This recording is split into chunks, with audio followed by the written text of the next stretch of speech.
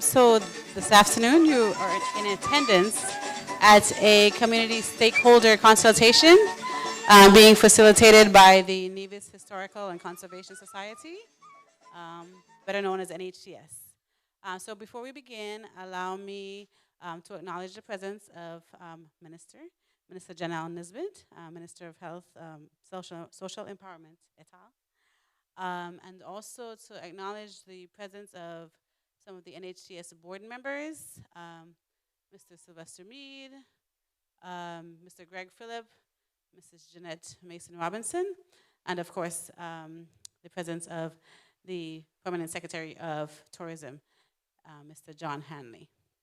Before we get started, we will ask Pastor Pemberton, who is the presiding pastor of the New Testament Church of God at Bath Village, to open us with a word of prayer.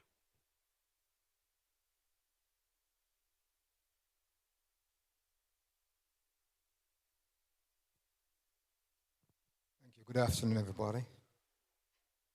Let us pray. Father, we thank you for the work and the effort of the Nevis Historic and Conservation Society over these years. The effort to protect and preserve our historic heritage. We pray, Father, that you will grant them strength, wisdom, courage to continue this work. We pray for your guidance on this afternoon deliberation and discussions as the society seeks a course of action for the historic Bath Hotel. Grant us all clarity of thought and mind in our search for solutions and decisions. Through Jesus Christ, our Lord, we ask these mercies. Amen. Together we say, Our Father, which art in heaven, hallowed be thy name. Thy kingdom come. Thy will be done on earth as it is in heaven. Give us this day our daily bread, and forgive us our trespasses, as we forgive those who have trespassed against us. Lead us not into temptation, but deliver us from evil. For thine is the kingdom, the power, and the glory, forever and ever. Amen. Thank you, Pastor Pemberton. Okay. So the order of today's event, feel free to come on in. First, I'm going to do a quick run-through of the grant procedure, the grant that funded this project, which is the AFCP grant, followed by Mr. Carlton Sylvester Mead, who is the project manager. He'll sort of just give you an overview of the work that's been done and that will be done by the end of this project. And then we'll welcome Mr. Kennedy Pemberton, who is the actual consultant who will be leading today's discussion. Okay. So quickly, some housekeeping rules or housekeeping items. As mentioned before, the bathrooms are on your left hand when you come inside. Food is on your right hand. The plastic bottles, please dispose of them in the bin behind the door. I think that's it. Just so you know, we are being live streamed as well as recorded. Okay. So about the grant. So the NHTS has been awarded the Ambassadors Fund for Cultural Preservation Grants. This would be our second round. This grant is facilitated by the U.S. Embassy Bridgetown. It is a pretty prestigious grant, and it is really amazing that we got it not only once, but this would be our second round of funding from this grant. So the first grant, which was given in 2022, the purpose of that was to sort of address critical issues with the hotel, and so this round of funding is sort of to bring the hotel to more of a usable state. This hotel is enormous, and it takes an enormous amount of money and effort to sort of get it up to speed.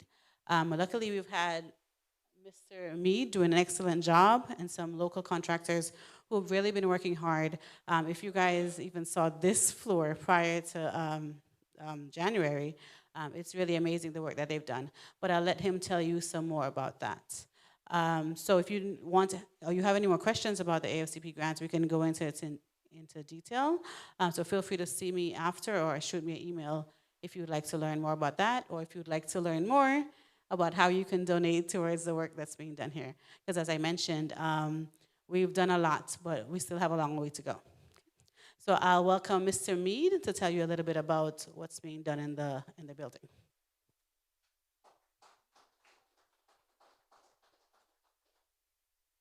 Good afternoon, everyone. Let me just adopt the protocol already established.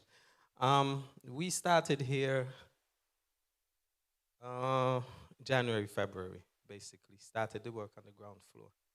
And we had some challenges here and there getting things done, especially adhering to the authenticity and ensuring that we meet with all the protocols as we are supposed to by UNESCO and some of the other agencies.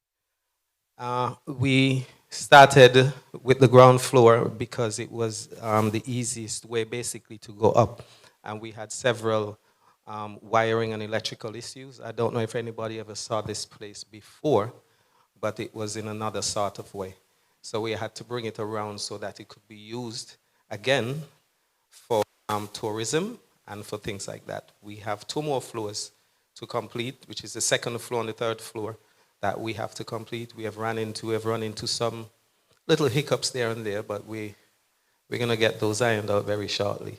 Some of which are leaks and other things like that that we weren't prepared for. And so that may have set us back in some areas, especially when it pertains to funding, because they were not budgeted for. One of the main things that we try to our persons we try to reach out to is community, which is the most important, our most important asset. Without community, this couldn't work, and that is one of the main features of the building and what we want to turn it over to ensure that community plays a big part in it. So most of the work, like I said, I would think is almost done. I wouldn't call the 2nd floor challenge or the 3rd floor once we adhere to the rules and regulations set out by most of these agencies. Thank you.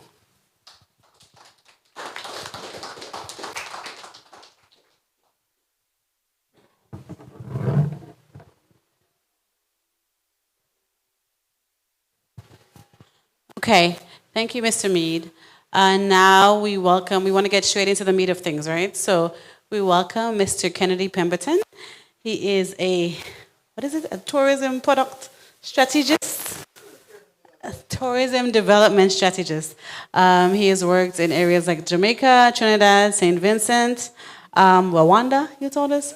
And so he specializes in the development of historic sites for tourism purposes. So welcome, Mr. Pemberton, as he leads this discussion this evening. Thank you very much, Teresa.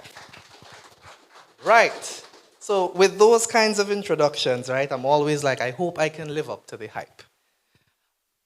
One of the important things, no, I'd never stay up front there, right? So I'm going to be walking through as I go. One of the very important things I think Teresa forgot to tell you is that I am Kittitian. Right? So I am a son of the soil, so very, very happy, pleased, proud to be supporting this particular work just across the Narrows in the sister island of Nevis. And I am one of those very internationalized Kittitians where I make it a point to say I am from the Federation of St. Christopher and Nevis. Long way around. No short sign and. You need to spell out my and. You need to spell out my saint. Don't disrespect my home country, right? And I have to say that because, as Teresa would have said to you, I get around working in tourism. The UK, Rwanda, worked at CTO in Barbados, worked at the Association of Caribbean States in Trinidad and Tobago, doing some work for the government of St. Vincent and the Grenadines, did some work for the St. Kitts Tourism Authority very recently, doing some work for the World Bank, did some work for IDB, CDB, you name it, been there, done that, and yes, I still have my baby face. So I'm very happy about that as well. So most people go, that's the consultant? Y'all sure? You're looking a little on the young side, right? But, so that's just to kind of lighten things up a little bit. So, just by show of hands, do we know why we're here this evening? Why have we troubled you and asked you to leave your homes in the afternoon to come and chit-chat with us? Who knows why we're here this evening? Just by show of hands. One person? Oh, okay, all right. A couple of persons in that corner, a couple of persons in this corner. So let me start by asking, what would you like to get out of our session today? Because it's not about me. I would say it's not even about the NHCS or the Ministry of Tourism, because as we've all agreed, this doesn't work. What they're hoping to do, what we are hoping to do, I'm now including myself in the team, does not work without the support of this community. Right? Is there anybody who disagrees with that statement? That we can do this without the support of this community? Anybody who disagrees with that statement? Or who agrees with that statement, because I said it in the negative? Right. So if we've addressed the elephant in the room, that this doesn't work without you, then I want to understand, how am I being judged this evening? What would you like to get out of our session this evening? And if there are any burning issues that you want the opportunity to tell us about, this is your chance. You're not speaking to Teresia. You're not speaking to Mr. Hanley. You're speaking to the consultant. So you can tell me all the things that you wouldn't normally say to them. And my job is to find a polite and respectful way to say that to them in a way that contributes to the success of the renovation, restoration, and reoperationalization of that hotel, right? So that's our agreement. We're going to pretend like they're not here. You're going to tell me how you feel, exactly how you feel. Don't filter anything of this sort. That's my job, right? And then I will filter that up to them. Agreed? Question. Ooh, nice hands in the back. Hi. Oh boy. All right, that's one of the questions. I'd like to know what the plans are for the building. So that is one of the questions we're going to be discussing this evening, because the NHCS has some ideas, the Ministry of Tourism has some ideas, but we need to make sure that the brilliant ideas we are having in offices and spaces somewhere in Nevis meets the approval, consent, support of this particular community. So that's one of the things we're discussing tonight, right? What are the plans for the building? Anything else we'd like to get out of the session? Don't be shy, you know, because I'm not shy. I can start to volunteer people. Right. How long before we actually see this thing finish? So, right. How long before we finish? What are the plans? Anything else? Behind me. In front of me, behind me. Which one?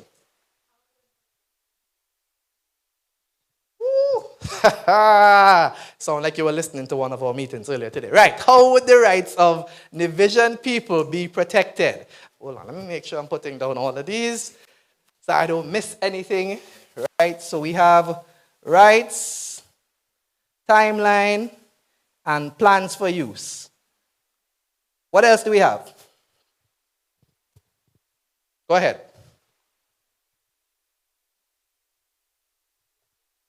I like that question, and I can tell you from all the things that I've heard everybody say so far, that is the word that comes up in every conversation. Whatever we do, we have to do it right, and we have to make sure that it maintains the authenticity, not just of the hotel physical building, but as I say to them, it is the Bath Hotel and environs. So it means the things that you see around, outside, including the community, that we make sure that that is protected. Right, so maintaining authenticity. Anything else? Yeah, go ahead.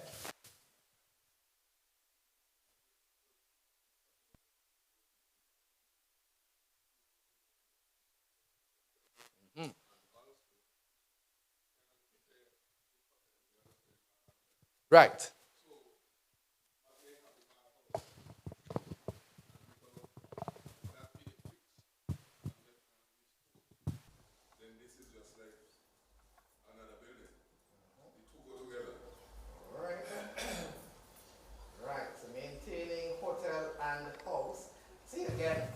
Person who was a part of the meeting earlier today. Go ahead. And when you speak of community, you're speaking about Nevis or the Bath Village community? I like this kind of question. How do we define community? Beautiful. So, all right, so perhaps maybe a point for me to start asking. More, go ahead. Thank you. We've said the vision. What are we going to do with it? We've asked the timeline, but we've forgotten the dollar sign. So vision, timeline, dollar sign. So you want to know, is it that you're asking how do you contribute to the dollar sign? Is that what you're asking? Not just being cheeky. Right? Right. So you want to know how much is this costing, right? Am I understanding you? Right. And there was another question behind. No, I was just wondering what were the thoughts of organizing different activities that could bring in income, probably from outside the island. Right. Because the income from, let's say, spending from within the island has its limits, and it might not be enough to keep such a wonderful restored building in its state.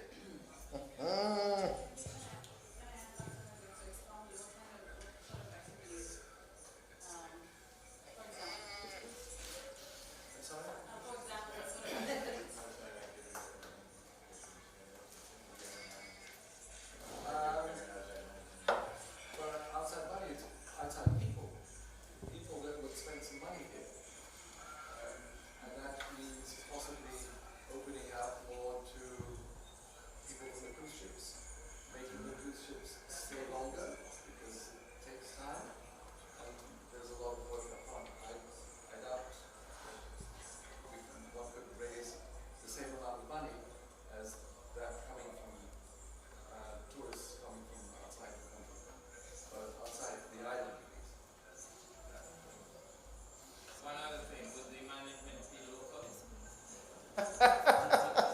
I love the question because that was one of my questions in chatting with the ministry today. Would the management be local? Right. Okay, so management composition. One other, go ahead. Or do you plan to sell or present the building as an English product or mix? How do we plan to present the building? Is there anyone in here who's a lawyer? I'm curious. I like the question so much. They said English or division? Or mix, right. English or mix. Okay. So, I just want to add on something. The question was asked if it's going to be local or something else, right? oh, the management, right. Right. Management composition, if it's going to be local, right. Who gets to Yeah, I was decide saying what's that local? Who gets to define what is local? Okay, right. Go ahead. might be good. And in my thought of it is sort of use a part of museum. Hold on. I want to make sure that we're all giving each other the necessary respect. In the back, we have a question coming here. Go ahead. It's all a sort of museum. You can come and look at the building structure. It's beautifully put together. Right. And so on. And also, if possibly, somebody made that question as well, in terms of it is going to be connected to the bathhouse as well. In my opinion, that people can come and stay overnight, they conserve some bedroom preserve, particularly thinking about property. Right. And so on. And also to hire quite a tractor to be on site here to give that kind of service. And of course, income generating. Right. Okay. So we've got quite a bit of areas of interest. I will not call them concerns. Concerns sound negative. Areas of interest and clarification that as a community we would like. And in my mind, there's a very simple answer to every single one of those questions. That is, these are the things that we want to try to define now. Well, when I say now, starting in this space with the community's input and perspectives in mind. Because one of the things I've observed as a consultant, is that many times people in offices and places sit and make decisions without having a clear line of sight as to the real impact on the persons within the communities that these decisions are making. Right? And so that's one of the reasons why we're having this consultation here this evening. And that's one of the very first questions that I want to discuss in its entirety, looking at, well, what kind of things would the community not want to see happen in this space? Because a lot of times we talk about, or we think only about what we want, and we don't really stop to say, well, what's outside the boundaries for us? So as one of my first questions I'd like us to discuss, and I have the list here, so I'm going to make sure that everybody hears some of the thoughts towards the answers to their questions tonight. And so I have questions, and I'll work my questions into answering your questions. So, as a community, considering the history, considering that this particular space, this building, the Bath Hotel, has not really been in use for an extended period. I'm told we're talking about a decade, with one or two minor exceptions of special purpose use or something for a group or something like that. What are the things that as a community we don't want happening in our space? What are the things that we would say is a no-no? Is there anything that comes to mind? How does that look or feel when we're trying to figure out what do we do with this space, which was, I think, the first question. No, the first question was right. There was a second question. What kind of uses? I don't think you want it to be administrative space. It's already been that. Right. I came here for my residency stamps. Right. I also don't think, being in the hotel and restaurant design business, that it would work as a hotel, because it would have to be only a hotel now. Mm-hmm. Also way too costly and destructive Right. to the appearance of the place to retrofit into a hotel. You couldn't be a hotel and something else, but it had to be only a hotel. Right. Which I don't see possible physically. Okay, so the way we're going to do this tonight is that when we discuss, we're going to see if we can come up with a bit of a consensus. Right? The simple, yes, we think that that's the direction we want to go in, or no, we think that's something that's not really in keeping with us. So, no to administrative spaces, and whether or not it can be truly reoperationalized as a hotel is in question. Is that a perspective that's shared amongst the community, amongst the persons here tonight? What do we think? Do we agree? Do we disagree? I see a hand in the corner, and oh no, wiping your face. Go ahead. I agree. So you agree with both? Right. Okay, so we're saying this shouldn't really be the place where we put offices, right? We should do some other things. I don't want to define it for you. I want you to define it for me. We should do some other things with it that give more value to us, right? And then there's a question of if it can really function as a hotel. Go ahead. Do we have designs or what it looked like years ago as a hotel? That's a good question. Yes, we do. Right, so we do have those things. Question, go ahead. So I'm curious whether you would be willing to disclose what was written in the grant for use, because I'm sure you had to write something about use in the grant. Right. So could you just tell us first what you wrote in already and kind of what had been promised? Technical questions, see? Absolutely. Oh, you're not hearing her? What did they want to hear?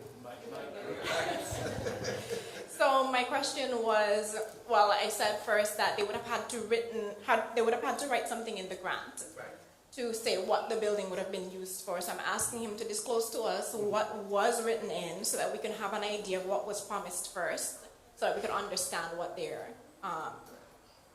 what they planned initially to use the building for, and then what we're working on. Right. Sounds good. So the grant was a conservation grant, right? So the purpose, we weren't required to write in what the future use was. So what was written is just sort of to bring the building to a usable state. And within that grant, we're written in some stakeholder consultation, which is what we're doing. Because the grant is the Ambassador's Fund for Cultural Preservation. So the U.S. Embassy, they're big on the community aspect of it. So this session is actually written into the grant for us to sort of figure out the way forward. So it's sort of, there's no answer in terms of, it's not set in stone yet what we're doing. This is sort of part of the process. Right, so nothing specific in terms of what we're doing, part of the process, but within the context of cultural and heritage conservation, right? So that's the context under which the funding was given So we are about midway through, halfway through, executing the restoration, and upon, conversations that Teresa and I had for other things in other historical tourism development, heritage tourism development, she said, I'd like to pick your brain as to some of the things that we can do. And I said, well, of course, I can give you ideas, but I need to come to the community, hear from the community members, speak to the stakeholders, and understand what their feelings are, right? So we have, quote unquote, a blank slate for use with the broad caveat of this is a historical and cultural site that has been preserved with funding coming from the US Embassy's grant, and we're now trying to determine what are the best aligned activities that should happen here. We've so far said we don't want to go the direction of administrative space. Generally, it seems like there's an agreement. I had two. Go ahead. Yeah, 2 or 3 and a half points. I think you mentioned the possibility, or the question was raised about using it as a hotel. Am I right? Right. My view is that I see no good reason for trying to revise this as a hotel. The only possible reason is that it was once a hotel. But so much time has passed, and it would cost so much to bring this to a stage where it can be used as a hotel. I think that's a non-starter, to be honest. I think there was another person behind you, and then I'll come to you, and then I'll come back. I can talk without him, I don't know. So as we talk about what we want to do, Right. do we, is there like a budget figure in mind of what the activities are supposed to generate? Second person talking about one. Right. So from what I understand, separate and apart from the restoration funds, there is no magic pot of funds for us to do all great things. And so this is where the conversation begins with, no, hold on to it actually. I think you're all hearing me, right? No. Right. We're streaming. Sorry. Right. So this is where the conversation begins, where we start thinking, okay, so we are going to get the building back to a state of usability. There's going to be running water, electricity, you're not going to fall through the floor, the roof is not going to be leaking. It's going to look at minimum as a place where both locals and visitors may have an interest in coming to, and the question we're discussing is to do what? Right? So we've already said they're not coming here for government stamps, right? And they're not coming here to come to a hotel because there doesn't seem to be a strong impetus or justification for restoring it to a hotel because it once was. Anything else that we think is outside of, we don't need this to happen here? Oh, right. So I'd like to agree with the gentleman's point and just add the other point that restoring it to a hotel could maintain the legacy of colonialism and slavery that I think we should be moving away from. And then in addition to that, another point that I wanted to make was, when you asked what are things that we don't want to see, I really don't want to see unintentional or intentional limitations on the accessibility of locals to this space by way of physical boundaries or even financial boundaries. And so I said, again, unintentional and intentional, because I know this can really be unintentional sometimes just to maintain the upkeep and of the cost of maintaining the building as well. Right. So there's a concern about limitations to access to this space, whether intentional or unintentional. We'll ventilate that some more. So I heard that those first two statements just a while ago, and I don't subscribe to that because this was a hotel and it carries the name that make Nevis kind of place Nevis is today. To restore this building back to its original state, it might be something different. You put in different things because this is new age. But this is a historic hotel, right? And we can't run away from that. I don't know how else we're going to want to restore this and put something in it other than a hotel, right? Yeah, you could make changes to make sure that it's user-friendly and all of that. But my other question I really wanted to ask is the maintenance, the upkeep, right? Because all well and good to restore it now, and then when you look 2-3 years down the road, it will be back to square one. how are we going to put something together to do the maintenance and the upkeep of the structure when it is user-friendly? Right. Oh, you got behind and then in front. Right. Just carrying on from my original comment, I think if the building, if you'd asked the building what we want to be, knowing it can't be a hotel again, it should honor that. It should honor everything that was here as closely as you can do that. Find out what was in each of these rooms. What were hotels? Hotels were dining spaces, entertainment spaces, gardens, outside dining. That type of thing is what brought people here. You can still do those things. It just doesn't have to have overnight rooms. Also, hotels, to be able to survive, any business has to survive, needing a revenue stream. Island products. A cute one, a bath towel. Towel. Every cruise ship person is going to buy that for a beach towel. So product lines in one of the nice little rooms. I'm in the restaurant hotel business, so I had looked at this 20 years ago, along with a bunch of other buildings, wanting to maybe open a business here, which I would not do now. I'm too old. But I still think this has great possibilities for dining. Fantastic possibilities. Views of the town, identify where the original dining rooms were, where the logistical kitchen space would be, that type of thing as initial research. And then heads knocking together to come up with what shops could go in here, who could make quality products to be in here, how those would promote the history of the hotel and the island itself. You could ask Romney Manor if they would want to put an outlet here for their batik. You know, something to promote local products that go way back, but also become very attractive to tourists and locals. Thank you for that. Pass back? Right. So I like the way that the question. Sorry. Go ahead. No, yeah, thank you for the comment. Thank you for allowing us to be here together tonight, because we're so lucky that we've had 2 grants from the American Embassy or Ambassador in Barbados or whatever it is, because it's unlikely that we're going to have further grants from America. Could be wrong, but perhaps we are lucky to have had those 2 grants, which allows us to be here together now and discuss this, because without those 2 grants, bathhouse, spa, hotel was not going to be renovated at all. So wonderful that we're able to have this conversation. I'm thinking that if we can't monetize, unfortunately we're talking about money, revenue coming in to be able to maintain this place, which is splendid and wonderful, but as the prior 2 speakers said, it's going to cost a lot of money. And if the government is unlikely to help, which probably is the case because they haven't helped for the last how many years, we need to find a way to monetize it. And why did people come here before? They came to take the waters.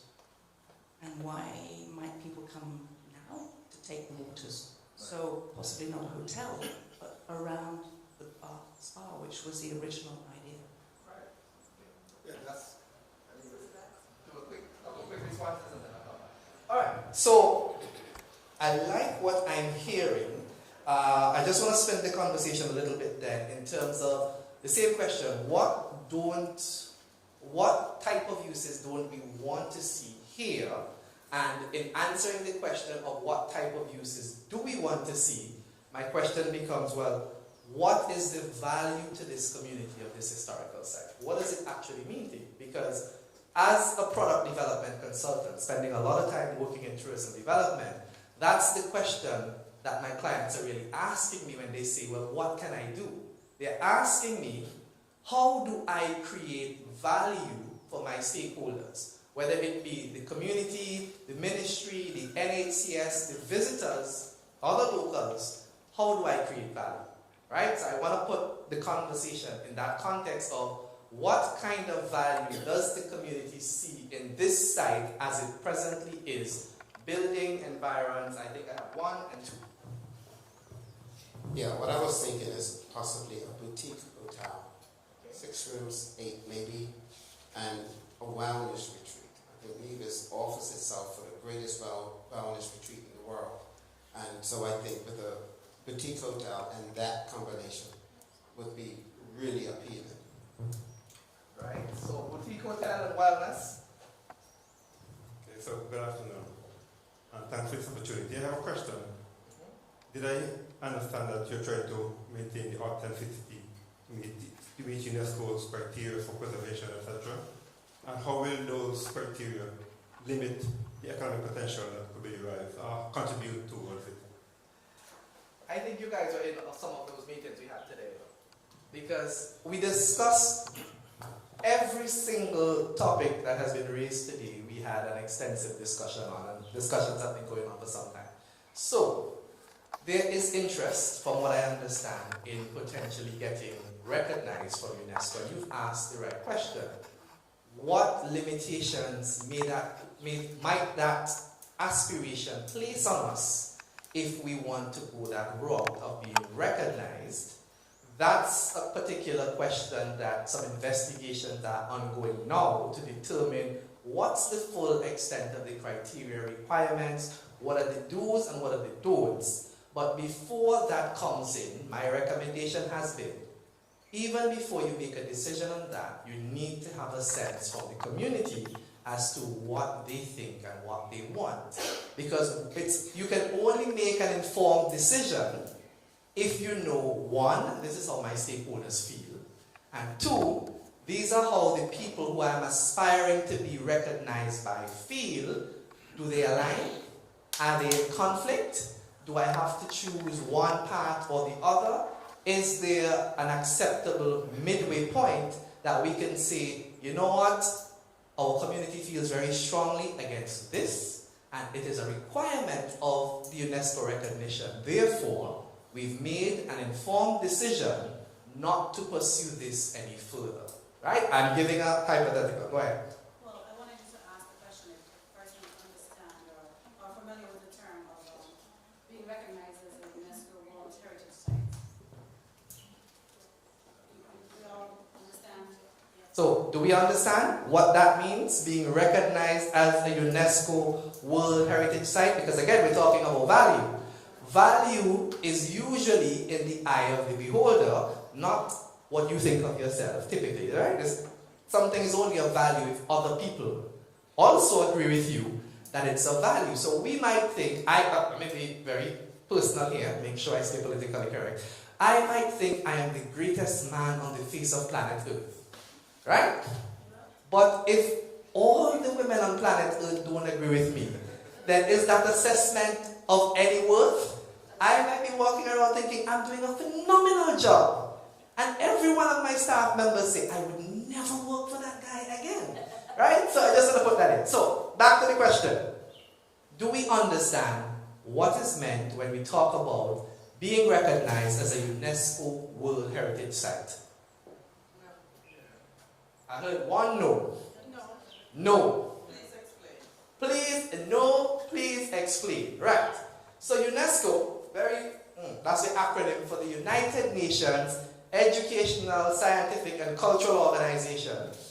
Why? This is why they shorten it, because nobody is saying that in a sentence 3 times, right? So UNESCO, the body responsible for culture and heritage globally, has a recognition that says these designated sites, which we refer to them as World Heritage Sites, are of such tremendous value that the global community agrees that they are places of interest, right? So in St. Kitts and Nevis, we have one such site already. What is that site? Brimstone Hill, right? So then the question becomes, do we want to have a second, and do we believe that the Bath Hotel and environs has what it takes to become that second? I hear yes and yes. So that's, we want a second, and we believe it has. So I believe the Bath Hotel should become a UNESCO heritage site. Did I say that correctly? UNESCO World Heritage Site. Yes. So I was doing some reading on it recently, and after doing the reading, I realized that, the Bath Hotel was basically the trailblazer of what we consider Caribbean tourism today. And I feel like by renovating it, that would help to keep the history alive and, in a way, to pay respects to the hard work that our ancestors put into building the structure. Anybody else in the comments?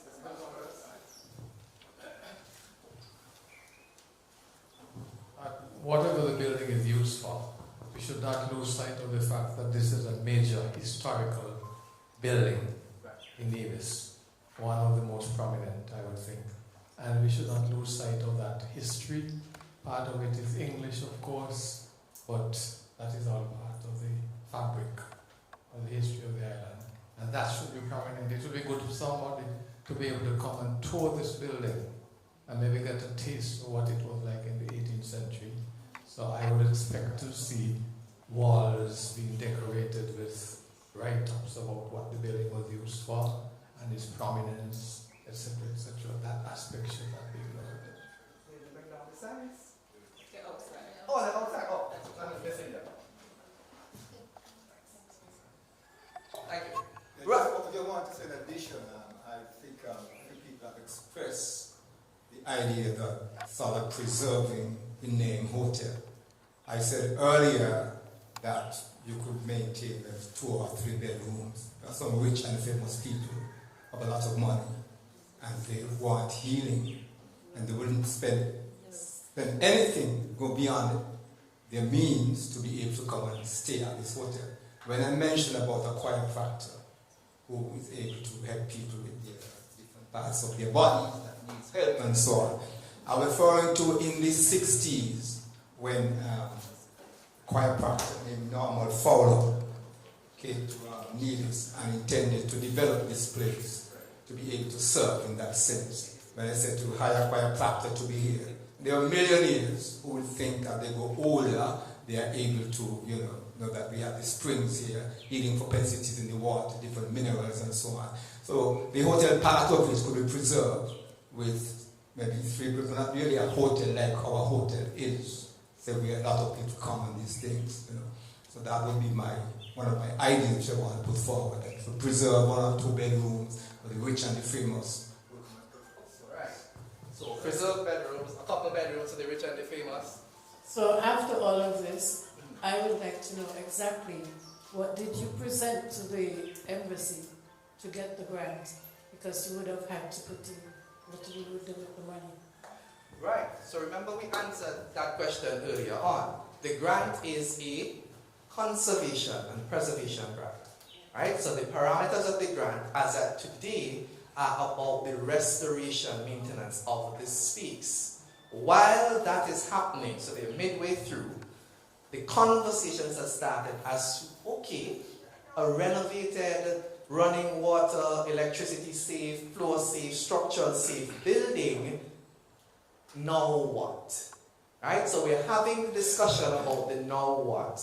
A couple of months out before we are finished with the full restoration, because this is now, we're already starting the planning for the next, okay, the things that we think need to be prioritized for use is, for instance, now I'm only giving examples, consensus still required, some type of authentic culinary experience or experiences, right? For instance, some type of product experience that connects use of the building, the hotel, with the stream, for instance, right? Some kind of showcase of,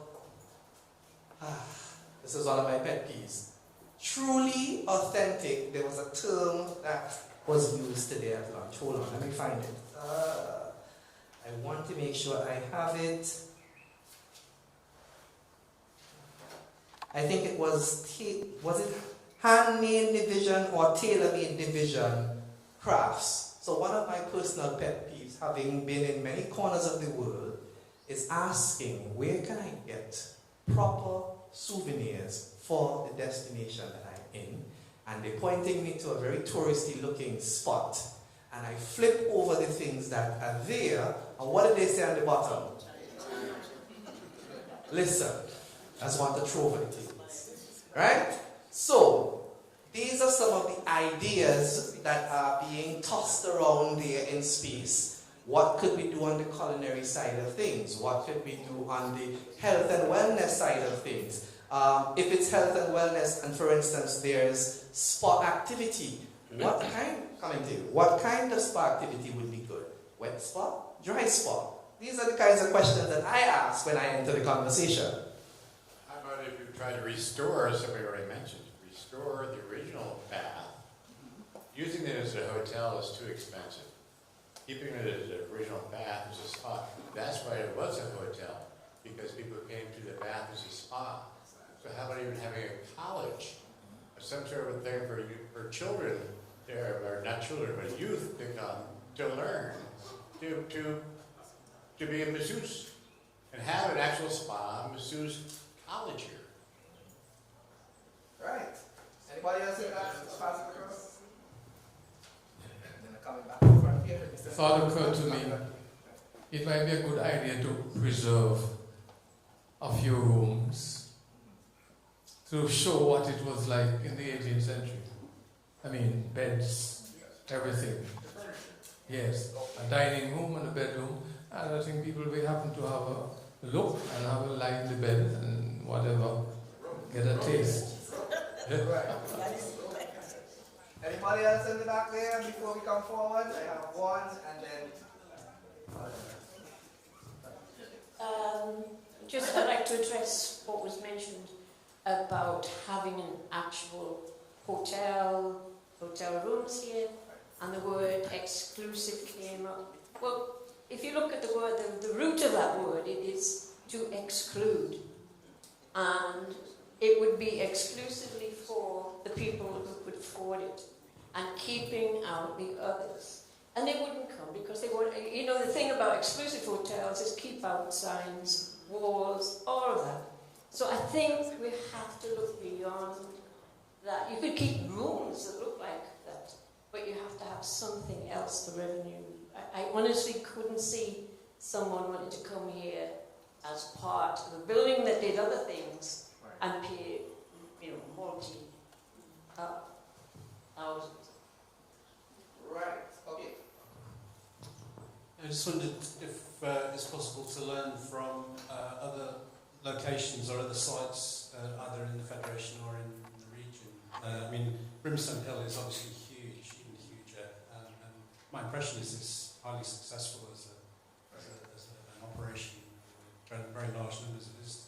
I presume it works economically. I don't know. It would be interesting to know. But there must be other examples in the region of maybe not quite such large scale heritage projects that have managed to hit the right spot of sustainability and the right kind of product. I just wonder if that could be something worth exploring. Right, so I can actually take that one. So I'm going to take that one and then I'm coming to two of you in front. Right, so one of the examples that I did share with NHCS in terms of saying, these are some of the things that are possible, is Devon House in Jamaica. Is anyone here aware of that particular site? Right. So it is very similar to Bath Hotel and Environs in a couple of ways. One, it's a historical and heritage site. It has acreage, gardens, the whole works, similar to what's happening here. It has a central house or building, which was the personal home of the first local Jamaican millionaire, right? So it's a sprawling estate that they've turned into a full museum. But that's not the only thing that happens there. There is a vibrant business community around Devon House that acts as the ongoing attraction for traffic. So lots of locals go to Devon House, and any visitor that passes through Kingston, New Kingston, also goes to Devon House. So, do you want local artisanal ice cream? The ice cream shop at Devon House is known for that. I'm talking about proper ice cream. Not the standard vanilla and stuff. We're talking pumpkin and spice and the things that are authentically Jamaican. Right? Similarly with the restaurants and so on that are there, You can go, there is no quote-unquote imported beer. It's the local red stripe beer. So these are some of the little things that they've done to make that space a Jamaican space to be shared with the rest of the world. It doesn't have World Heritage Site status, but it has a lot of the very similar features. And so with those businesses being there, there's constant foot traffic. And then now they can sell tours of the actual home. There's a tour guide, an experience, if you will, that's packaged. So you can come and mull around, use it for a private event and do these kinds of things. Or come and take a guided tour. Or just come and eat with the family. I see a question way in the back and come in here. Right, well. I was just asking to tell us a little bit more about the revenue structure for Devon House. Right. So it's rent and so leasing and admissions. Right. And Okay. The So, locals, what do they pay? Or do they right. So this is a good question because we're talking about anything that we do should be self-sufficient. That's me? Self-sufficient at minimum, right? We don't even want it just to be income generated because you can generate $10 but you're costing $1 million to operate. Is that good business? Does that really contribute to this whole idea of value that we're talking about? So, a couple of revenue streams operating at Devon House at the same time. The first one is businesses pay rent. So there's a management structure with a board. It's actually an incorporated company under the laws of Jamaica. So it has its own management structure with a board that sets what the tour prices are for touring the home, but also manages the rental costs and lease and so on that are charged to the businesses, as well as the upkeep. So when I take a random count in my head, there are at least 30 different businesses operating out of Devon House. Let's be moderate and say the rent is $1,000 US. That's $30,000 in monthly operating revenue that goes towards grounds maintenance, paying the tour guides, making sure there's security, making sure there's lighting. If there's an issue, repairing, upkeeping, right? So that when we talk about the use of the Bath Hotel and environs, these are the kinds of issues that we also have to be talking about because the money has to come from somewhere. And just today I was saying to the NHCS, it's going to take at least 3 years for whatever we do at Bath Hotel to start to stand on its own 2 feet. The first year, you're still figuring out the mix of what are the right businesses, what are the right products, what are the right things that will attract persons to come.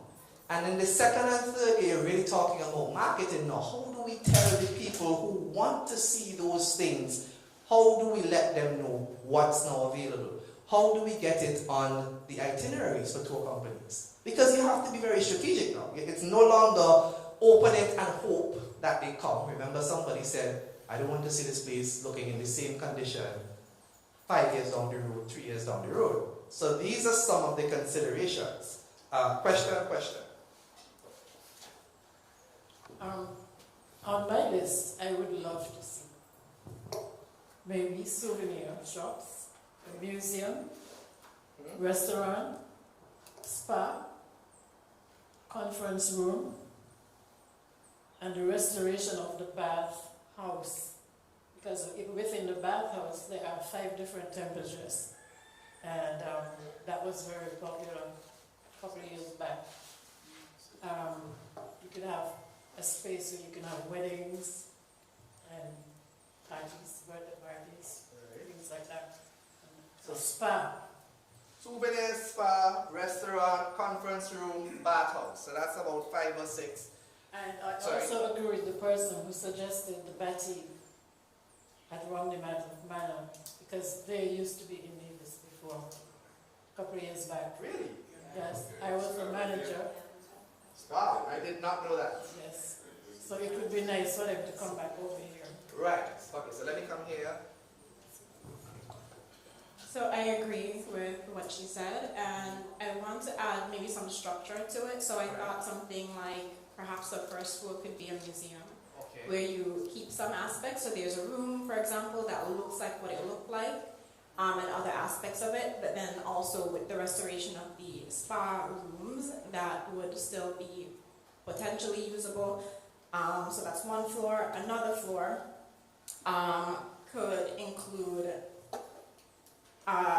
the use of the spa, like other spa related things like massages, things that would speak to homeopathic, non-Western medicine, because we do have a soft but really consistent culture of that here. And also to include artisan shops, food, etc. So that could be, you can think of that perhaps as a business floor. And then I thought the third floor could be recreational with access to spaces for hosting events, etc. And because, so being the highest floor, this is something that you would have to think about because it might limit accessibility because there's probably not going to be an elevator. But being the highest floor also gives it a feel and an air of eliteness and you know, that type of thing for more events like weddings, etc. So that's just like to add some structure. Right. Let me dig into some of those things because we've gotten some very specific recommendations. Souvenir spa, restaurant, conference room, batik, bathhouse, and now the suggestion is to structure in terms of let's give each floor a particular theme or feel. So for instance, the ground floor might be Taste Nevis, and so that's where the things, all things related to food might happen. Then the second floor might be Feel Nevis or Experience Nevis. That's where some of the participatory things might happen, the spa and these kinds of things. So there is a lot that can be done. I keep saying to myself, I think persons in this room or in some of the meetings that we've been having, because these are some of the ideas that have been floating around out there. And I said, but let's see if the community thinks these things make sense. So far, so let me dig into one of the big areas in particular. Food. If I can just say, yes. When it comes to me and hotel here, no. You and hotel here, no. Thank you for that. Sorry. Right. So let me dig into, I will go that way and then come back to you. Right. So food. What kind of food do we think is appropriate for this particular space? Just shout it out. Local. What does that mean? Because this was a question we were debating at lunch today. What does local food mean? Fried chicken and chips? No. Okay, I'm checking, right? We have to be certain when we say food and the US Embassy says, well, what do you mean? I need to know what we're talking about. So what is local food? What kind of food would we like to see here? Breadfruit. Breadfruit. Yeah. Cassava. We have a mango fest, so things from the mango fest. Breadfruit, cassava, mango fest. Saltfish. I think an internet research could possibly lead to some original menus for the hotel. Okay. And then base those, whatever you do here food-wise, on the original that was done here. And into that, when you were speaking about rental space where you really can generate revenues, I think a great bake shop in here, in the original stone ovens. I don't think there's an original one left. The last one I remember was a chicken stone. These ovens are absolutely still in great shape and could produce some great breads. At night, those ovens, or during the day, could be used for specialty appetizers. Right, beautiful. So we've been digging into some of the suggestions, right? That's my job. I like the food. Go ahead. So my wife and I were in Panama a couple weeks ago. And what I saw there we went to the Panama Canal. So they had a whole IMAX theater giving the history. I'm listening this afternoon, and honestly, I'm from Nevis, and I keep hearing about the Bath Hotel. And all I know is that it was the first hotel in the Caribbean. Don't know the history line. So we got to somehow find the story and try to, and lots of ideas, and I think lots of wonderful ideas have been presented in terms of documentation on the wall as you go through. You could read and see what's going on. But I think that the whole IMAX presentation, that was really absolutely wonderful. We sat there for, I don't know, it was a half an hour to see. And so somehow we could, because this hotel was based on a show, it went through some trials and tribulation. I don't know, fire, whatever. We need to recreate that. My other thought is that whatever we do here has to fit into the whole Nevis thing. It's not a big island. We got a lot of activities in terms of food going on at Pennies already. So somehow it needs to be a part of, I think, of a tour that you go there and you see what you see there, you come here and you see what you see here. Because the other thing we saw in Panama was a museum, and only twice I heard the word museum this afternoon. We seem to be running away from that term. Okay, I think we don't want the boring museum, you come in and just see things. It has to be like almost dynamic and active. And what we saw was also the city of Panama City got burnt down and recreated, and they had a nice little display showing that. There was also a video of that. So it has to be a more active, interactive phenomenon in terms of the history. Because when we sat and wrote in our books back in class, the young kids, and we got to get everybody, and even older folks don't want to sit down and just read. We got to look at something. So I'm thinking we got to understand the full history of this hotel so we could present it. You know, we talk about some of the rooms, recreating that could be done computerized and so we could see, have some activities, people coming in, checking in, that kind of stuff that used to happen, and make it as authentic as possible. Right, thank you for that. Pass. Good evening, everyone. So I think that we should have a museum, and inside the museum, we have history based on the backstream, its uses, as well as pictures showing how the hotel used to look long ago. We can also have a wine or rum shop where people can come from all over the world and have experiences on tasting rum, wine. Nevis is known for its Hammond, so they can put things like that. I see somebody shifting in their chair. That's what it is. Go ahead, sorry. So people can come and taste what Nevis created, you know. Right. I think also, I've heard the Carabel Batik, things like that.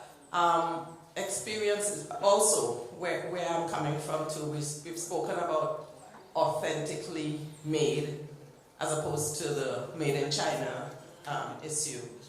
And there's a reason why you have the made in China, because of the concept that people want cheap souvenirs and the reality of making souvenirs. It's two different worlds. And however, what if we were able to offer the experience of making something, right? So it could then be yours to take away. Carla Astafan in St. Kitts, she offers people the opportunity to paint your clay pot and take that away. You know, there could be other, Nevis used to have indigo plants, indigo dyeing. You still have it, you know, so those are types of activities that could become interactive, and then you have something uniquely Nevisian to take away with you. So it's activity-based as opposed to selling a product, because most of the people, not everybody, most of the people who are involved in selling to tourists get into the trap of the low-end, low-hanging fruit products, which are imported. Because of and then if you're talking about, they have rent to pay, right? I mean, if you raise the rent anything above what is being paid in Artisan Village, and you can't compete. Right. So somebody said, I like when we started talking numbers. So right there. Right. So there is a current. I don't want to call it a ceiling, but let's call it that for now. So there's a current ceiling of what people are accustomed to pay or used to pay, and you're using Artisan Village, and somebody shouted $500. Is that accurate? It's less? Is this US or is this EC?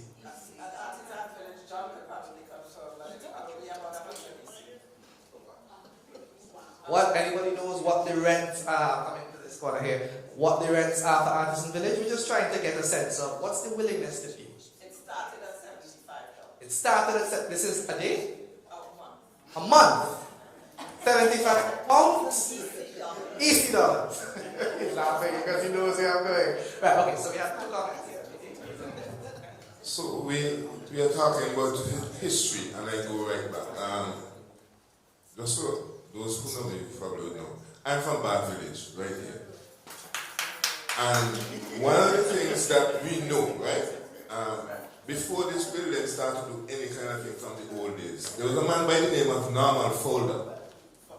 And he came here and he halfway had bought this building. And he started to put things in place to make it what it used to be. And we as young boys in the village, we used to come, you know, he used to pay us a US dollar to go and find all the huts, the old huts. Some of the windows were broken off and stuff like that. And we get a US dollar and we go out through the bush, look for them old house and bring that thing. Like, so this kind of history. Also, on the top floor, as you walk in, we got that big run there. He had a telescope that we used to come up and watch the moon. It was a powerful thing. We put it down and sink it and we watch the cars then go. Right? That was an attraction. So things like these could be made, right? So when you come here, there's a lot of things to do. So it don't have to be a full-fledged restaurant, it don't have to be a full-fledged hotel, but you need to have the things that would make people come and want to see. Yes? No, just latching onto a couple of comments that activities, yes, but we haven't mentioned anything for children. Okay. So children's activities, you know, you could have dressing up in costume or something, somewhere to leave your children for an afternoon and they have activities. Get them into the history. Right. So we've got activities. Anybody else in this section before I come to the front? Right in now. To me, I no disrespect to anyone. No, I'm good with no disrespect to anyone, right? But I think we need to identify the targeted audience who we are trying to restore the facility for, and also who we are trying to encourage to come to be retailers. We need to know exactly what we're doing. We are all around in a circle. But at the end of the day, when the reconstruction is done, who are we targeting to come here, right? I know we're saying that we want the community to be involved in the project. But when the community, having the community involved in the project, we need to know who is coming here so that we can ensure that whatever the community does would be profitable based on who we expect to come here. Right. So let me just take that one and then I'll go here, and then come to the front. Right. So who are we restoring for and who do we want to come in? The answer to those questions begin in this room, right? Because we can sit in an office and say, we want these kinds of people to come in. And then in a year's time, we have to be doing more restoration. We have to re-restore what we've just restored, right?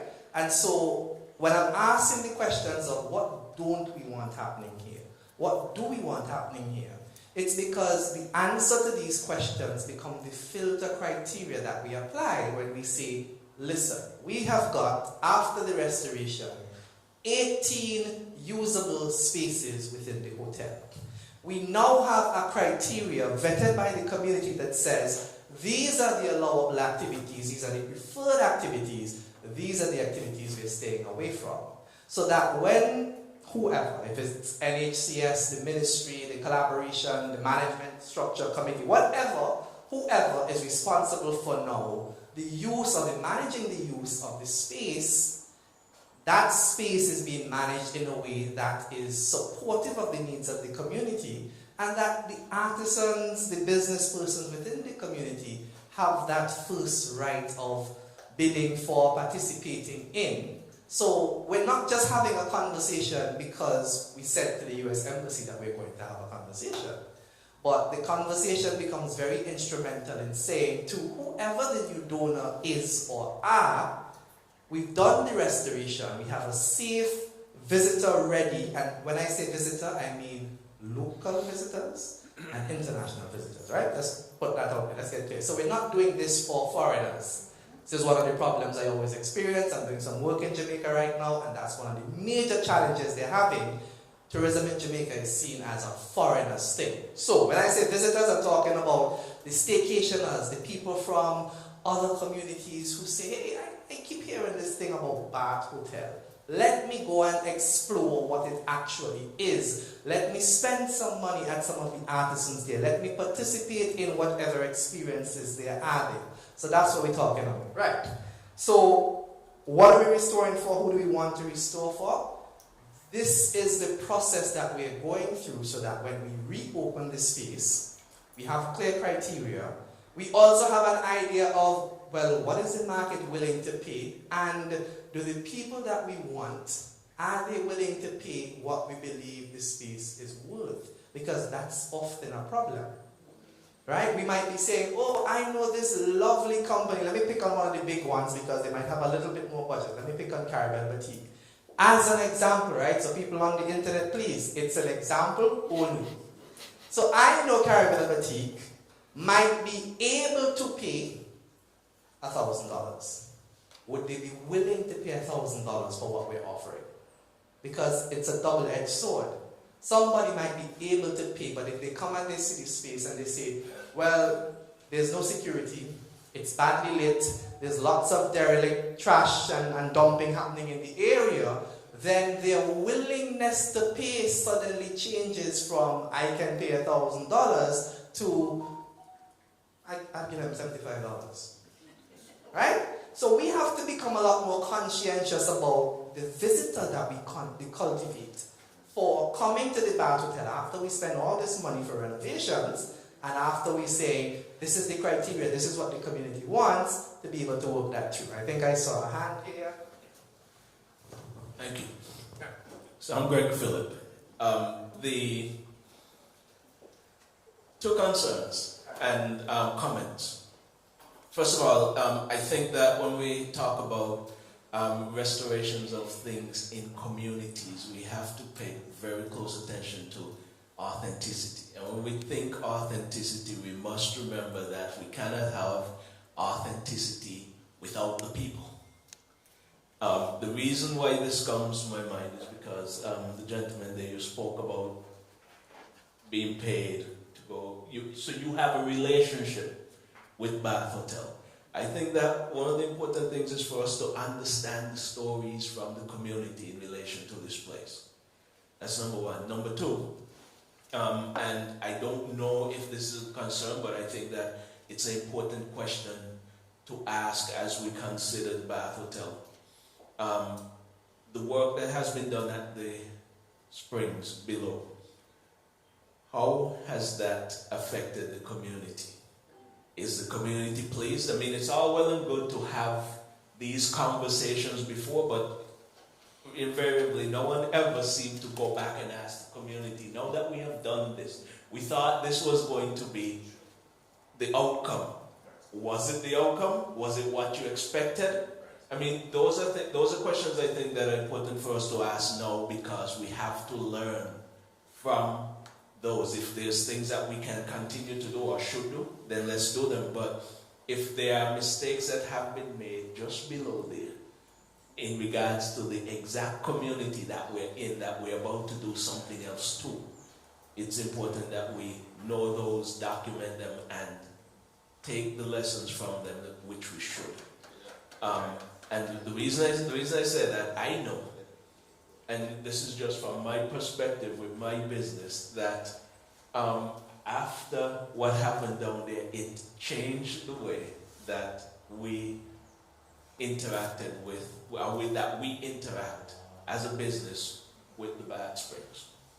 And I think that we should be taking these sort of things into consideration. I'll stop. Thank you so much. Right, okay. So I am going to run down a list, and I want us to start giving us some hard consensus, right? So this is what we're going to do, right? You want it? Right, so, okay, hold on, I'm going to put it on the list.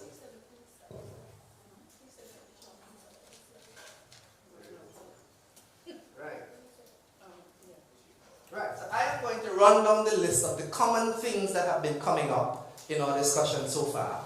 And I want us to do a very diplomatic, democratic, just take your hand up and say, listen, yes, that's something we would support happening as an activity in Bath Hotel, right? We're going to move very quickly.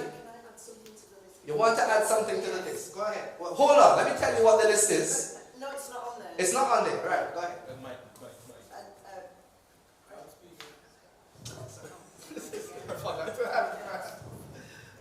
I was thinking about a gallery, an art gallery. And I was also thinking that you've got 18 rooms, that one of the rooms could be like a photo booth area.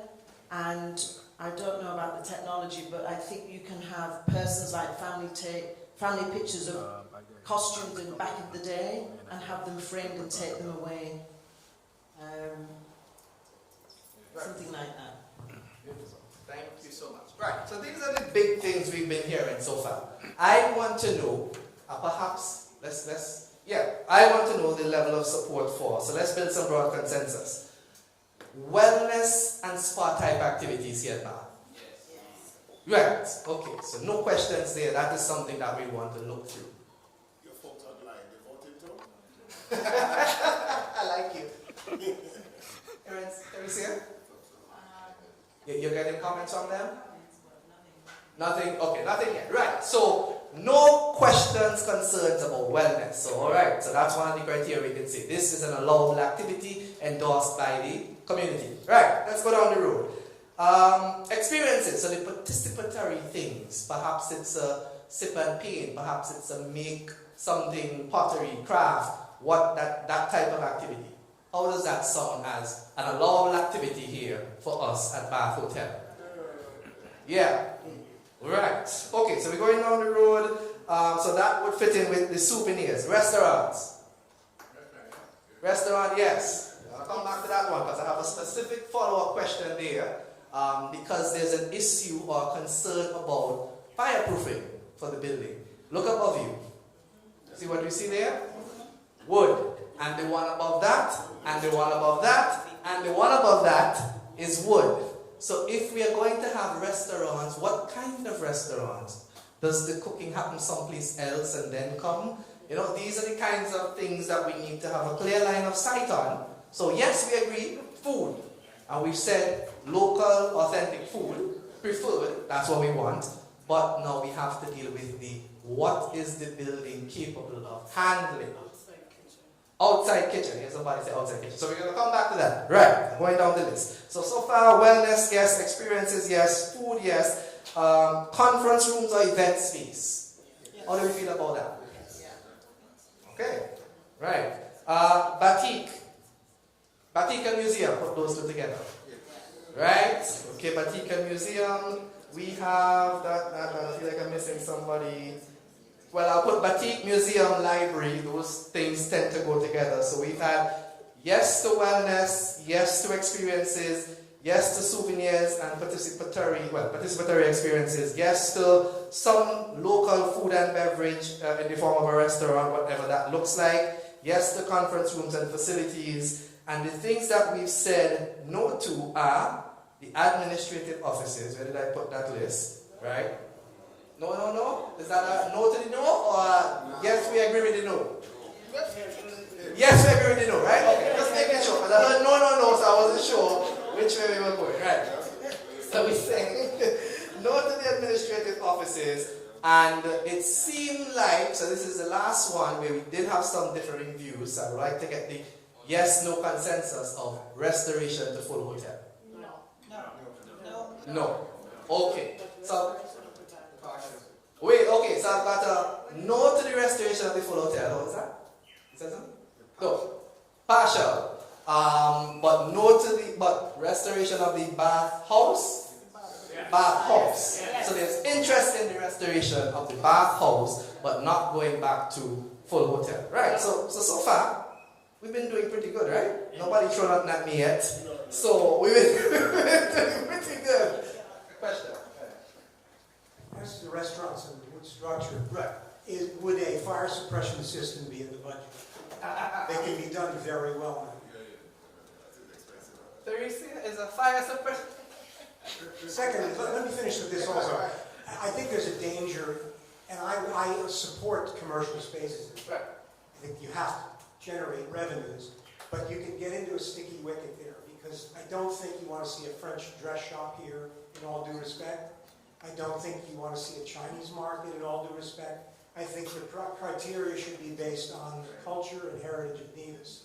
It has to be something that's done on the island, was done in Bath, it's historic to the area, might have been done in the space. And for target market, it's only going to work if you please everyone. So you've got to get local people proud of it and producing here, making money here, and coming in here, whether it's for a loaf of bread or anything that another division is going to make. And I think that's naturally going to work for tourism, because it's going to be done authentically and right. It's a very unique structure, so keep it as a unique structure and get it in. Have people coming for a purpose. Right, to enjoy it. So have people. I just have two comments. One of them is an addition to the eventual activities. Since there are so many rooms, maybe one of them could be dedicated to a research library or a historical library where one can come and be enthralled by the history of St. Kitts and Nevis with original texts, if possible, and people could come and do some research or just spend some time and read. That's one thing. As far as the restaurant and culinary experience, I think, yes, it's important that it be a local culinary experience, but I can't imagine that every week or every second day of the week or even once a week, it's exactly the same meal that is being served in all the other little restaurants. So I would think that it might be much more stimulating for the local population to experience a culinary voyage, which would maybe be a theme thing that changes once a month, once a month, where you do have either from various Caribbean island specialities, whether they be francophone, and invite them as well. We don't have to be only the Anglo-Saxon speaking islands, and the Netherlands and such, and it stays Caribbean, but with each time a highlight, and that could rotate, and there would be therefore fewer jealousies also amongst the protagonists. Thank you. This might be something you wanted to address at the end, but it's really who's going to be running this place? You've got government, tourism, NHCS, local community. Who's going to be the finance? Right, good stuff. I like that. So that's going off of a major checklist. So again, ideas being floated around sound like this: that there should be a tripartite. That just means 3 agencies, entities involved in whatever the management structure is, and there are ongoing discussions on what that is. Is it perhaps a company like Devon House has done in Jamaica? Is it a quasi-statutory something, whatever? Is it an NGO, right? Whatever they decide that entity is, the thinking thus far is that it should include the NHCS, which is the organizer of this consultation and the holder of the grant that's doing the restoration, the Ministry of Tourism, which has to be or is suggested as a preferred partner because we're talking about the restoration and reoperationalization to include connection with the tourism industry, and the third one being representation from the community. Those are the thoughts that are floating around at this moment. I see questions, hands. Yeah, it's really the same there, right? All the names you just call out there. Right. The whole one of this thing should be a company. And those people you just call out to be part of the board. But don't get government involved. Oh no. No. As long as we have a culture here, as long as you're working for government, you don't get much done. Like people want to come to work as when they feel like, how they feel like. No. We want a company to run it and run it properly. With those boards, those names you just call out, be on the board. You could have a government representative on the board. Right. Fine. That's what I said. Whatever the structure is, and y'all could call it the Special Committee for the Restoration and Rehabilitation of Bath Hotel and Environs 2025 Incorporated. I don't care what you call it. But the thinking so far is that there should be a minimum of 3 key players represented. Ministry of Tourism, the NHCS, and 2 of you from this room, community, whatever, however. Right, and that, so we talked through things like authenticity and pricing, and we're now talking about management structure and access to, right? So you don't see how working through your list by asking you questions I already have. I have way in the back. Let me think. You don't have to come back. When we speak about community again, you could have somebody from Nevis General, but there must be somebody from Bath Village. Right. The community is Bath Village.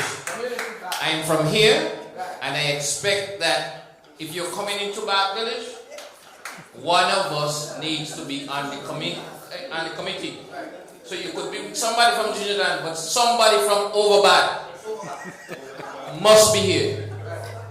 Okay, right. So if the thinking is, if the suggestion is, let me correct myself, if the suggestion is that somebody, at least one body from over Bath must be here, would there be any objections to 2 of those bodies from over Bath being on the committee? Right? I'm just asking questions. That's my job. Right? I see 2 in the corner here. Let me start in the back and come to the front.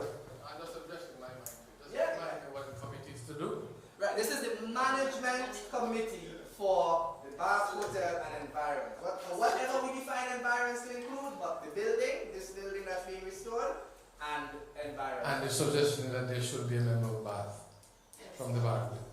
I have to disagree with my good friend and fellow villagers.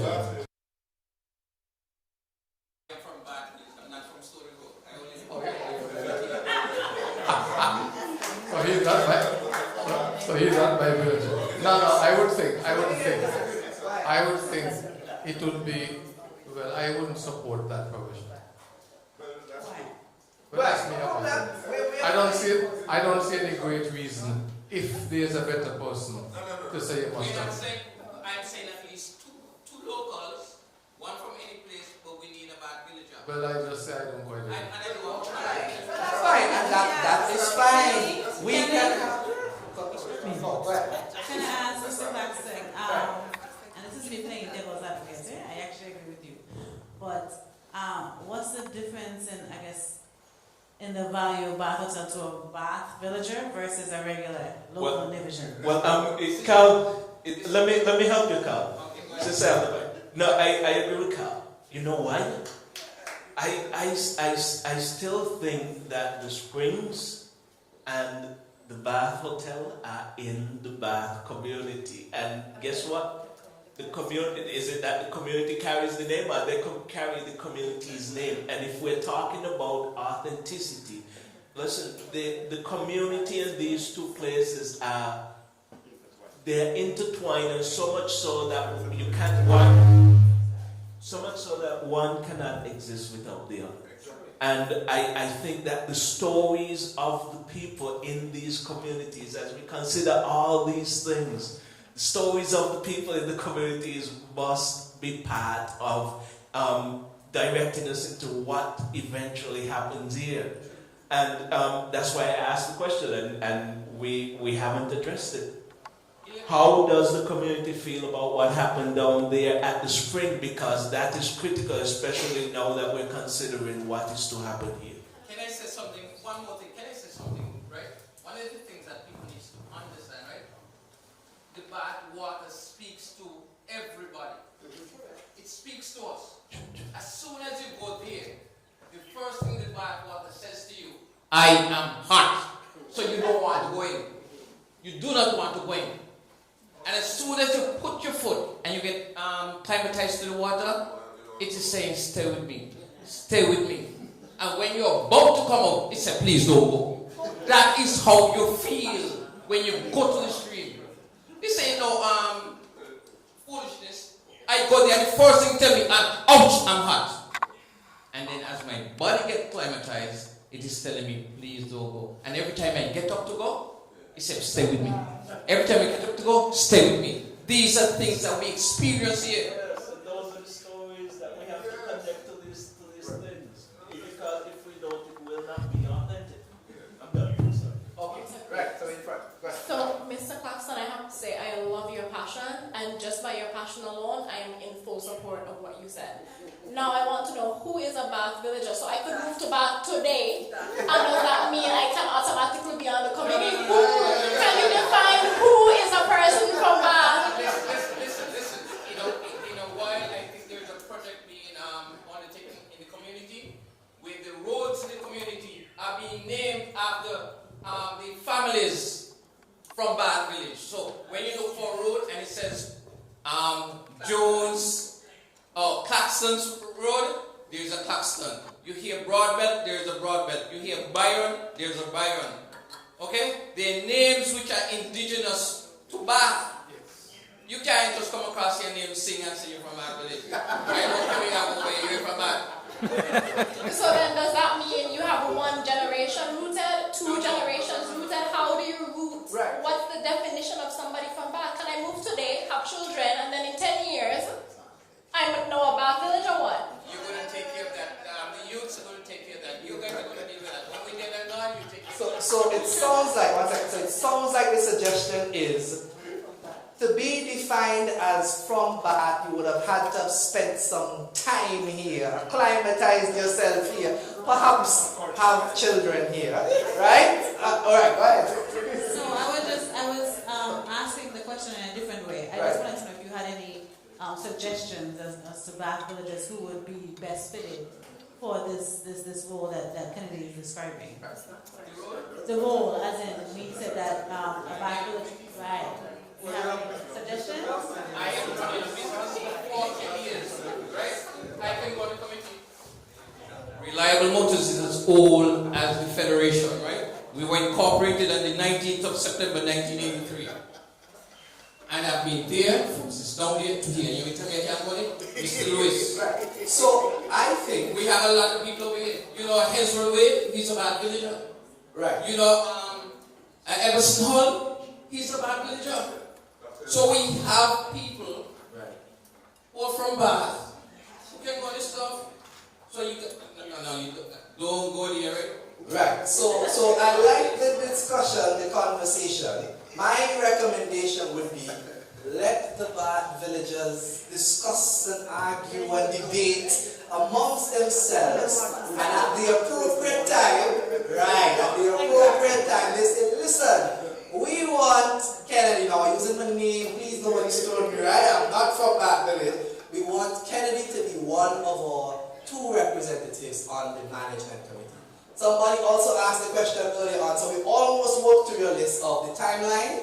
This is supposed to be restoration, let me be clear, supposed to be finished by December of this year.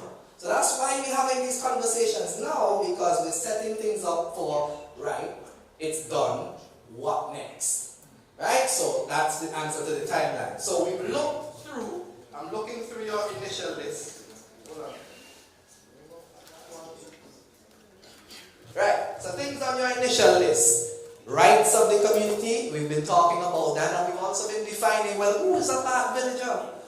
Is it a just come, a long time here, children in the field? Something which Carolyn is enthusiasm forget, right? But at present we have about 3 committees in Bath, in different areas, right? So it wouldn't be hard for us to be a committee to choose somebody. You need to be on the board this time. You need to be on the board next time, and so on. That's always happening. Right. So the Bath villagers are organized, respectable, mannered people who can determine who they wish to represent. Right? So I don't have no call saying, well, I think it should be me. Right? I will mind my business. I will say, listen, this structure could work. It has worked in Cayman Islands. It has worked in Jamaica. It has worked in Barbados. Who are the persons to fill the various roles based on the 3 recommended agencies and whatever you decide to call it, company, organization, NGO, whatever. those are your decisions to make. Right, so I was going through your checklist. We've talked about the rights of the community, we've talked about the time for works, we've talked about the plans for use, we've talked about authenticity, we've talked about bathhouse and its inseparable relationship with the bath hotel, and there's consensus that some restoration on the house also needs to happen. We've talked about how do we define community, who's a bath villager, who's not a bath villager, maybe first generation children, maybe second, what the case is. We've looked at cost, timeline, income from outfit. Right, we've talked about some possible options for creating revenue that comes back into the management, whether we're leasing spaces, using it for tours, special events. Let me dig into that one a little bit. What kind of special events do we think would not be fitted for Bath Hotel? Right, hand came up one time. The bullpen. Right. So the bullpen. Quick consensus. The bullpen is not a special event we want to have in the bathhouse. Just stick your hands up. Let me get a sense. What is, oh sorry, there's a question. What is the bullpen?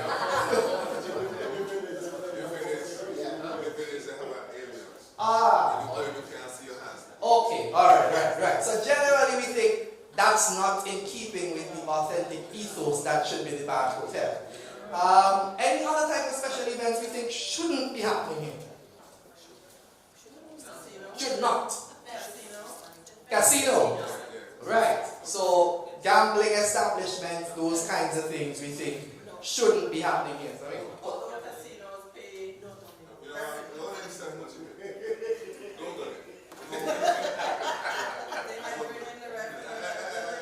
Right. So we've got bullpen, we've got casinos. Anything else we think, listen, that shouldn't happen here. Suggestion? Yes? No? Right. What kind of special events would we like to see happening? What do you think fits the Recitals. Recitals. Tell me a little bit more. What kind of recitals? Either music, live music, classical or jazz, poetry evenings. Yeah, acoustics, pianos, stuff like that. Alright, so on whichever floor that is perhaps zoned for special events, to say those type of events that are more, let me choose my word carefully. Stush, sophisticated, artistic. I like that one. Those type of events that are more artistic are preferred for the ethos of that. Right. Good night. Point I'd like to make. Let's say you're going to open a water park. Most of the subsidiary vendors and everything that comes off of that will, branch off of the water park itself. So I'm suggesting that we need to get the bathhouse itself going, and I think that itself would probably drive the whole thing. Because we're not looking at this as a hotel where we're going to, in the traditional sense, as a sleeping area. So I'm looking at getting the bathhouse itself going, and that itself, to me, would drive the engine. Anyone else? Okay. Right. So I can respond to the bathhouse bit. So the bathhouse was included in the original grant, but it was nixed by the U.S. Embassy, the funding for that. So that's why we haven't touched it. So we would have to find funding for the bathhouse, because it might look simple, but it would be an expensive undertaking.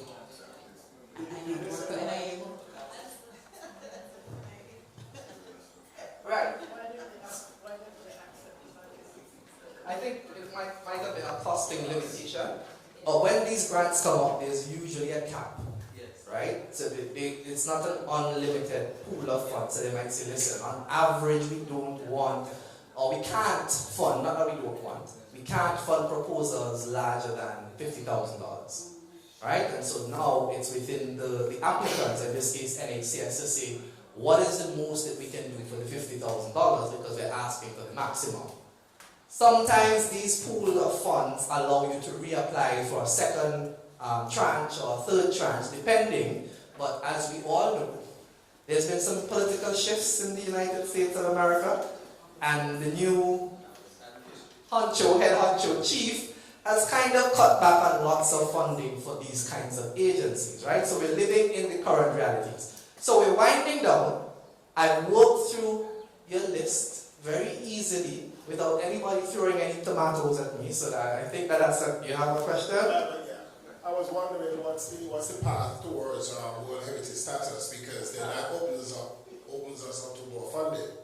And we can't look at this as just this project and then that's it. I mean, it's an ongoing thing that we try to over time restore. So I agree with the fact that the bad stream was really why this became. People came there for us and then you built this. So what's our path to World Heritage status that would open us up to more funding? Right. I like that question. And the first answer to that, or the first part of the answer to that question was for the community to give their opinion on whether or not that recognition should be pursued, and you've said tonight you think it should. And so now, which are the things that are happening behind the scenes, would be the request for the full criteria. Because, and this is one of the things I want to drive home, right? They do not assign that status just at a whim. There is a very long, detailed list of criteria requirements that must be met. You can't meet 30% of the criteria or 50% of the criteria. You must meet the full list of criteria. And what that also means is that you give up some of the control that you have. Because then, to maintain your status as a World Heritage Site, you may not be able to do certain things that you think you should be able to do. Right? So there's a trade-off.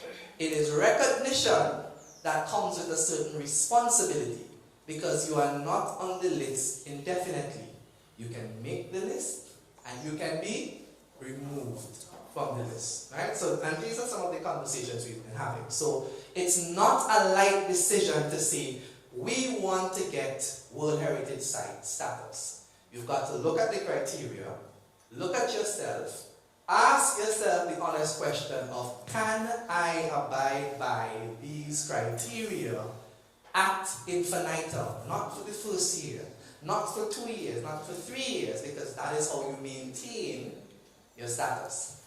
Right? So it is a very involved decision that brings me to my last question of the night, which is, how willing are you, and this is an individual, personalized question now, how willing are you to become involved with the work that we're talking about? How willing are you to volunteer your time to whatever next sets of uses that the Art Hotel moves into? How willing are you to give Teresa some of your technical expertise to say, listen, we've agreed that we're applying for UNESCO status. It must meet certain architectural criteria, it must meet certain structural criteria, it must meet certain visitor readiness criteria.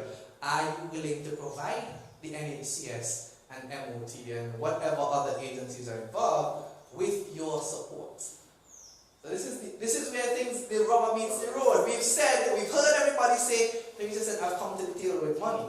I went out and I found money to get the building reopened and safe. We're talking about management structures. We're talking about what uses do we have, what businesses could occupy or have access to, what community activities and events could happen here.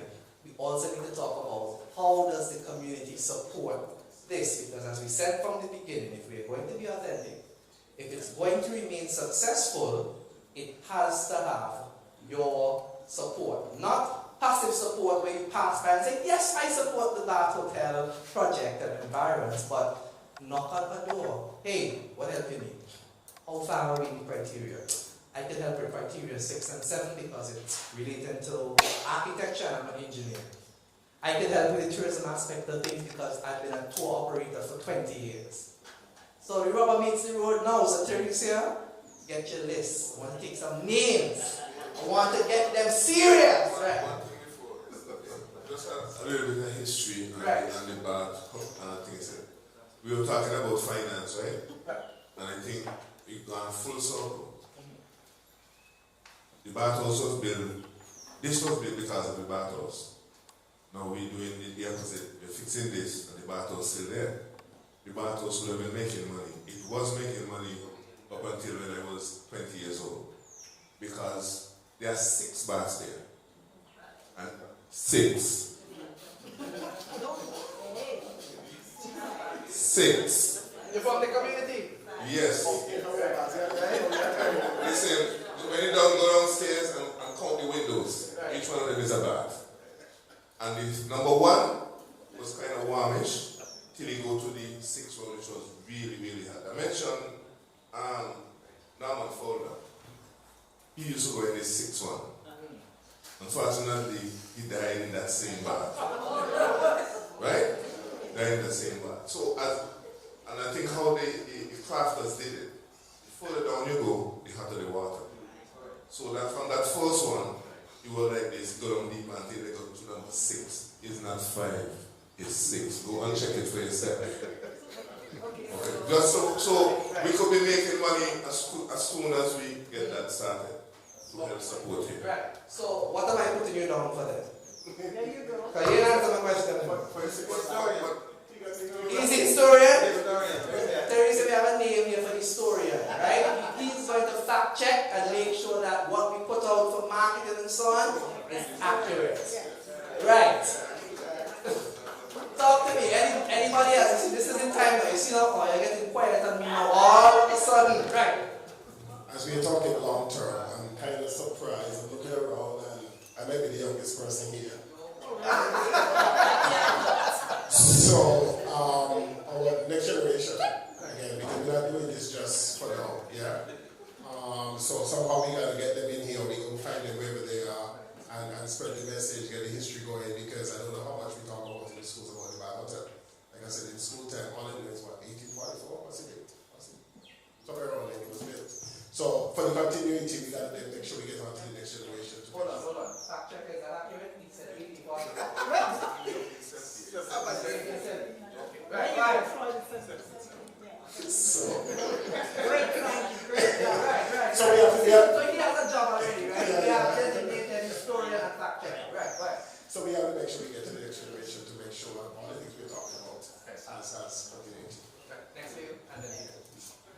I think one of the things we've lost is persons who would have left here during the Windrush era, and a lot of the great things they did overseas. Some of them have returned, and we've never ever remembered them as they should be remembered. And I think when we're talking about exhibitions and galleries, I think that should be a big part of it every year. We should do that, focus on a person from the island that went away and did great things. I'll give you a classic, Arthur France, Son of the Soil, 50, it's nearly 60 years carnival. In 2 years, it's just short of 60 years. He developed carnival in the UK. And we've got Culturama and we've got carnival here that's a lot younger. So I just think it's things like that we don't remember people who left here and have done great things.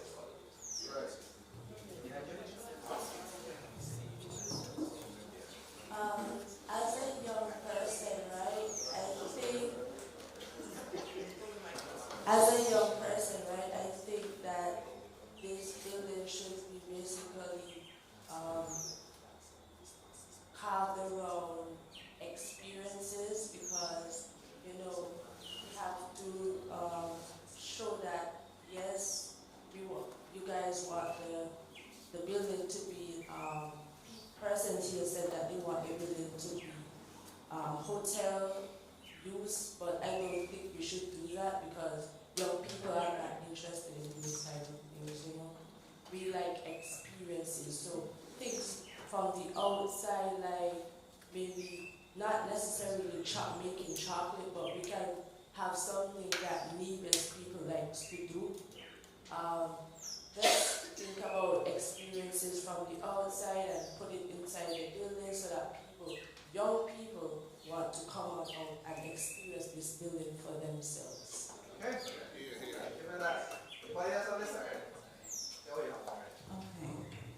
Thank you, Alex, for that. So I have to apologize to the persons online. I was following the Facebook Live, and didn't see any comments, but there was a comment on YouTube, so I'm going to read. And this sort of piggybacks on what Sheila was saying. So Isabel Byron, who is the president of our board, she's off island right now, but she's following online. And so she said, one idea I have heard is to have an ongoing Nevis Notables exhibit where outstanding Nevisians locally and in the diaspora are featured, with new persons added periodically. And so we've worked, for one of the grants that we were given, we've worked on a phenomenal Women of Nevis. It's on our website right now, so it's a short online exhibit, and so it would sort of build on top of that to include men, of course, and that is one of the ideas that was being thrown around for an exhibit within the hotel. Sorry? What's the site? Oh, it's nevisheritage.org. And so Kendra and some others are online. These are members of the NHCS, and they agree with the local food, etc. From Thais DeFleur, she said it is great to see such a turnout for the consultation. Is there a formal channel to submit a proposal for the Bath Hotel?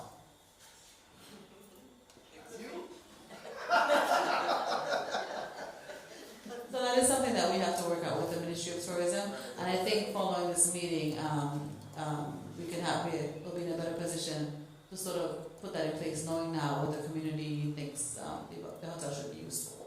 I volunteer for the gardening section. We have Okay, Pastor Pemberton, we have historian, we have gardener. Thank you, sir. And I think, let's see, someone said string band, but there wasn't any context. And someone agreed with Carl, and we have another Bath villager as a volunteer. Okay, wonderful. I would like to assist with getting to the UNESCO site. Okay. Thank you. I know. Okay, I just make a sure. Thank you. Right. Any final thing you want to tell us to factor into the next stage of, okay, we're halfway through renovations. These are the kind of things that we say we want, and so this is the road we're heading down. Any final thing? Anything else that's burning you before we leave? 2 more minutes and we're gone. No, nothing in the back. Let me check. I get 1. Right.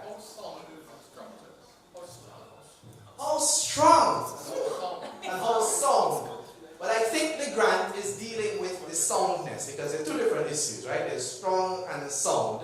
Strong as in, to me, the external walls look so thick that I don't have a concern about walls. I have a concern about floors, right? Because if you look above you, you'd see that they're all wood, and naturally over time, what happens with wood? Rot. Right. Right. So I did personally a full walkthrough of all. Now I'm going to say 5, right? I'm a historian. I'm going to give you the context before you correct me. Sorry? Oh, right. Just a story. Sometime in the 70s, I think it was, this building was used to stock cement. They stocked cement on the first floor. And after stacking it, right, as soon as those responsible for tallying and all that stepped out, the floor went down. From the first floor to the second floor. So, it was the weight.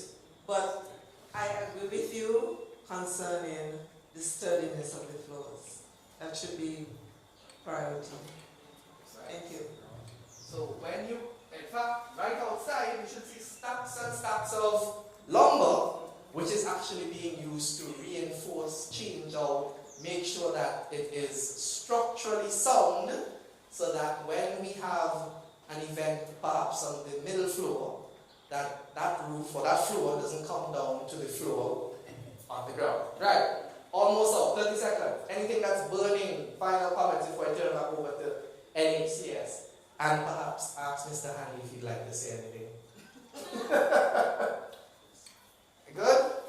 Mr. Hanley, you're the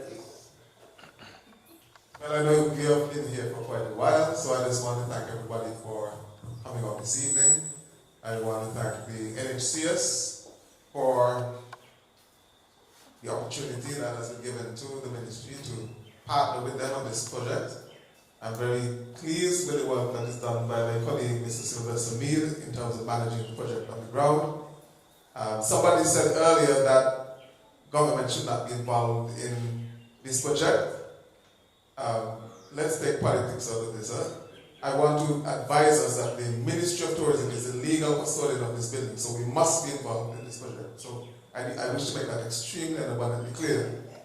So we, as the consultant would have said, the preferred management structure is a three-part arrangement: the Ministry of Tourism, the NHCS, and the Bath community.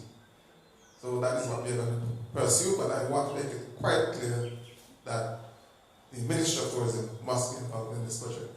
So I'm very pleased with the recommendations for the use of the building that were made, and as Kennedy quite correctly said, it seemed that you were listening to our conversations, because almost identically what you recommended is what we would have discussed behind private doors, so to speak. So it seems as if we are on the same page in terms of the things that you don't want to have in this facility, this edifice. We are also on the same page as well. So it augurs very well for what is yet to come. So thank you once again. I think that was the person. Right? I was the person who talked about government, not in that context. You were talking about people, getting people to work, right, on the government and the project. Not that government shouldn't be involved. So let me just clear the air for those who are listening to that, right? That is the point I was making. So we're on the same thing. Government is involved, we keep after it. Right. There is All right, everyone. Thank you. I think this was fruitful discussion. Right? Thank you to Mr. Hanley and the Ministry of Tourism for it. They've really been excellent in allowing us to apply for this grant and allowing us to help in the restoration of Bath Hotel. Thank you to Mr. Kennedy Pemberton for coming from Jamaica, Trinidad, wherever he came from, to assist us this evening. And thank you most of the community for coming out. It's really heartening to see how many of you came out, and the feedback was excellent. So the plan from here on out is to sort of pull together all the consensus that we got tonight, and move forward with that in mind as we plan the future of Bath Hotel. Now, I must say that although we got a sizable grant, this is a sizable building, and we have a long way to go. So I want you to manage expectations. This project has to come to an end in December. As I said, we're halfway there. However, we're going to see how far we can get with this money. But there will be further to go yet, especially when we're talking about spas and this grant is really to make this space safe and usable. But more money will be needed to elevate it to that elegant space that I think we are all thinking of. So keep that in mind and bear with us. So if there are no other concerns, please eat the food. Don't leave it with us. Again, bathrooms there. And if you have any further comments or questions following this, feel free to stop by the museum, or you can email me at director@nevisheritage.org. I have my card somewhere in my car. And that is all.